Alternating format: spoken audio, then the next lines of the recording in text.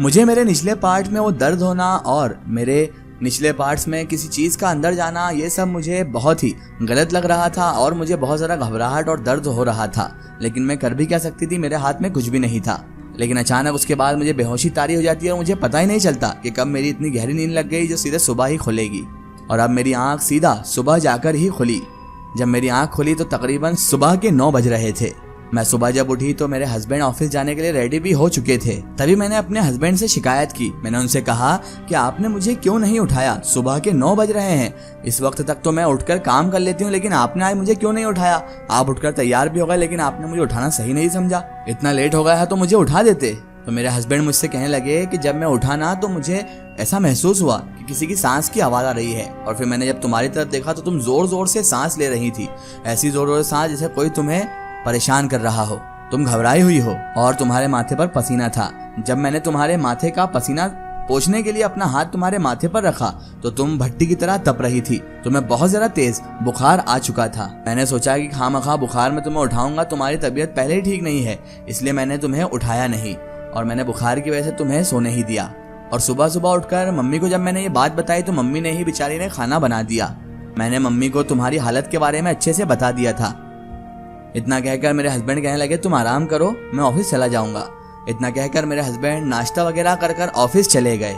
सुबह के तकरीबन 11 बज चुके थे और 11 बजे तकरीबन मुझे बहुत ज्यादा पेट में दर्द होने लगा था और मेरा उल्टी जैसा मन भी करने लगा था। तभी मुझे अचानक से खून की उल्टियां होने लगी। मेरी सास मुझे खून की उल्टी करते देख बहुत ज्यादा घबरा गई। जाहिर सी बात है, अगर किसी को खून की उल्टी हो जाए तो ये अच्छे लक्षण नहीं है और ये सब चीजें अच्छी नहीं होती। खून की उल्टी होना बहुत ज्यादा डरा देता है। तो मेरी सास भी ये देखकर डर गई थी और मैं भी। मेरी सास इतनी ज्यादा घबरा गई कि उन्होंने कहा कि फटाफट हॉस्पिटल चलो, और वो मुझे आधे घंटे में ही हॉस्पिटल लेकर चली गई। लेकिन ताज्जुब की बात यह थी कि डॉक्टर को भी कुछ समझ में नहीं आया कि मुझे खून की उल्टी आखिर क्यों हो रही थी। तभी फौरन उन्होंने कहा कि इनके हमें काफी टेस्ट करवाना होंगे, और उन्होंने फौरन मेरे काफी टेस्ट करवाए और उन्होंने मेरे ब्रेन का भी टेस्ट करवाया। पर ताज्जुब की बात एक और सामने आई कि उसमें सब कुछ नॉर्मल निकला। यानी मेरे रिपोर्ट्स में सारे टेस्ट में कोई भी एबनॉर्मल चीज नहीं आई, कोई भी गलत चीज नहीं आई, सब नॉर्मल ही निकला। डॉक्टर कहने लगे कि शायद आपकी बहू की दिमाग की कोई नस फट गई है जिसकी वजह से आपकी बहू को खून की उल्टियां हुई हैं। पर जब टेस्ट में सब कुछ नॉर्मल आया तो डॉक्टर को भी कुछ भी समझ में नहीं आ रहा था कि आखिर क्या हुआ है इसके साथ। डॉक्टर कुछ भी समझ नहीं पा रहे थे, इसलिए उसके बाद डॉक्टर ने मुझे नॉर्मल ही कुछ दवाइयाँ वगैरह लिखी और उसके बाद दवाइयाँ लेकर मेडिकल स्टोर से मैं और मेरी सास दोनों वापस घर लौट आए। जब हम घर आ गए तो सब कुछ नॉर्मल था और मुझे भी अब घबराहट भी नहीं हो रही थी, ना ही उल्टी ऐसा जी हो रहा था। अब मैं भी बहुत अच्छा महसूस कर रही थी। कुछ दिनों तक तो सब कुछ नॉर्मल रहा। फिर लगभग 1-2 हफ्तों बाद मैं अचानक से पैरालाइज हो गई और मेरे आधे शरीर ने अब अचानक से काम करना बंद कर दिया था। और सबसे बड़ी ताज्जुब की बात यह थी कि मुझे कुछ भी पता नहीं चल रहा था कि मेरे साथ आखिर ये सब क्या हो रहा है। अचानक से वो खून की उल्टी आना, उसके बाद सारी रिपोर्ट्स में नॉर्मल रिपोर्ट निकलना, और फिर अब ये कि अचानक से मुझे पैरालिसिस हो गया जिसकी वजह से मेरे आधे धड़ ने काम करना बंद कर दिया था। अब तो मैं और ज्यादा घबरा चुकी थी और कुछ समझ में नहीं आ रहा था।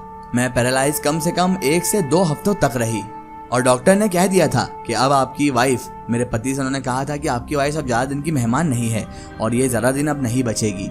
और डॉक्टर ने यह भी कहा कि इनके दिमाग की नस पूरी तरह से फट चुकी है। शायद हो सकता है कि सारी नसें ही फट गई हों। लेकिन टेस्ट में तो सब कुछ नॉर्मल ही आया था। डॉक्टर भी सोच समझ खो बैठे थे कि आखिर इनको हुआ क्या है।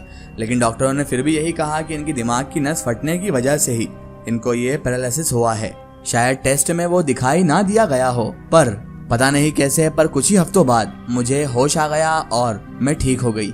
जी, मैं फिर से नॉर्मल हो गई और फिर मैं ठीक ठाक रहने लगी। लेकिन उसके कुछ महीनों बाद ही मुझे अचानक पेट में दर्द होने लगा। मुझे काफी अजीब सा दर्द हो रहा था और मैं अब जोर जोर से रोए जा रही थी।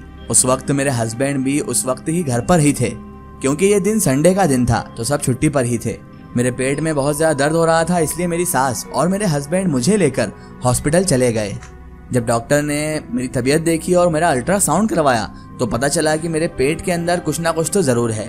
डॉक्टर ने कहा कि इनका ऑपरेशन करना पड़ेगा। शायद इनके प्राइवेट पार्ट में कुछ चीज ऐसी है जिसे निकालना बेहद जरूरी है और उसी वजह से इन्हें दर्द भी हो रहा है, बहुत खतरनाक वाला। तो इन्हें ऑपरेशन के जरिए उस चीज को निकलवाना होगा।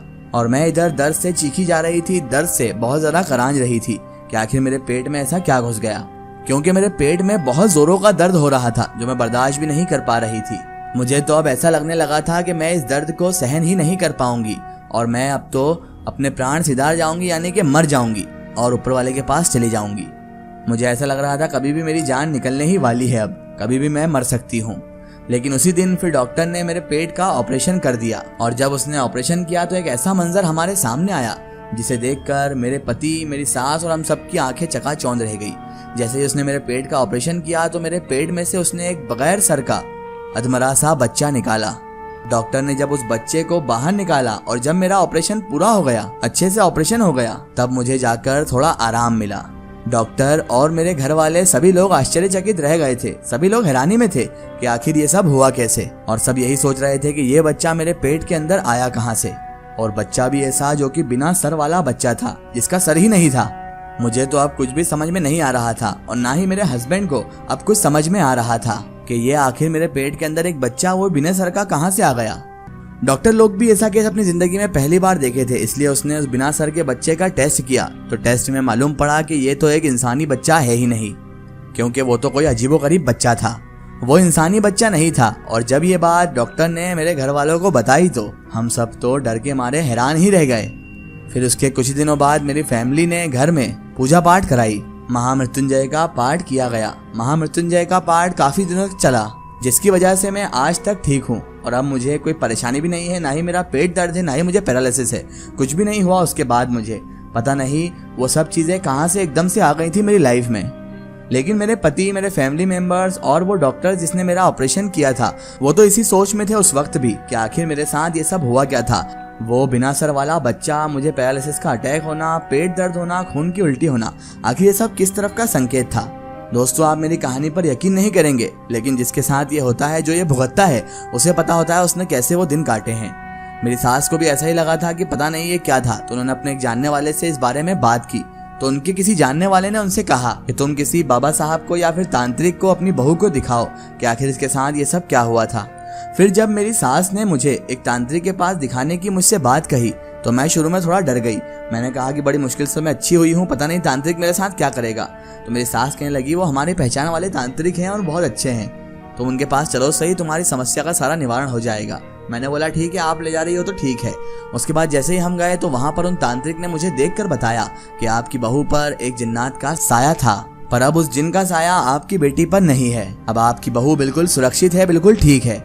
आपने जो अपने घर में महामृत्युंजय का पाठ कराया था, उसकी ताकत की वजह से और उस पाठ की वजह से ही वो जिन्नात हमेशा हमेशा के लिए आपकी बहू पर से भी चला गया और आपके घर से भी दूर चला गया, और अब वह कभी भी वापस लौटकर इनके पास नहीं आएगा।